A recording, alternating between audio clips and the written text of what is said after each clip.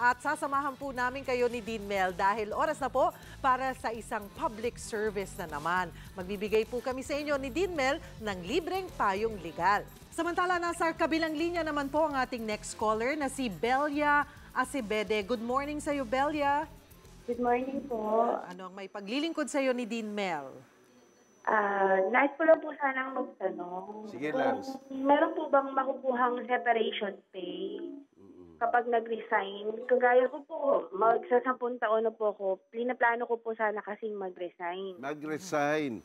Well, alam mo, Laida, alam mo, Belia, sabi ng batas natin, basta't ikaw ay nag-resign at regular ka, wala kang makukuhang separation pay.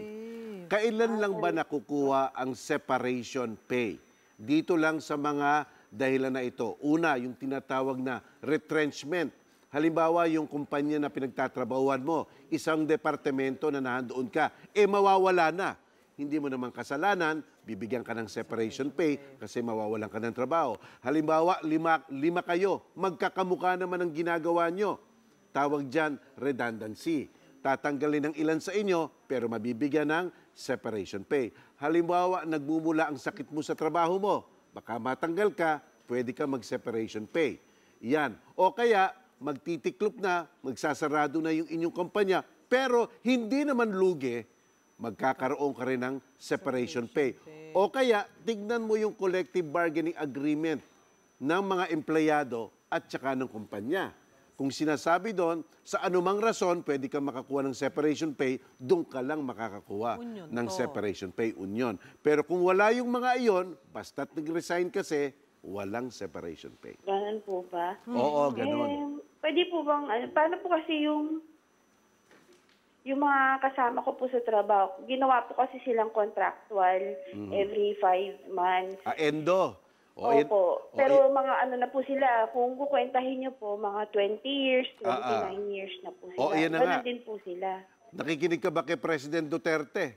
Wala po. Iyan ang tatanggalin niya.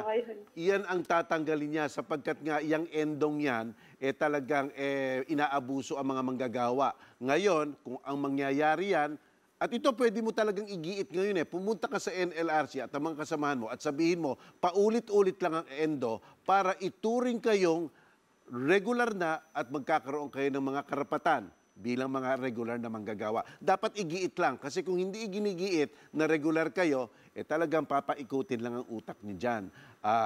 Kaya igiit nyo yan, pero yan ang gagawin ni President Duterte, igagawing institutionalized na yan para mawala.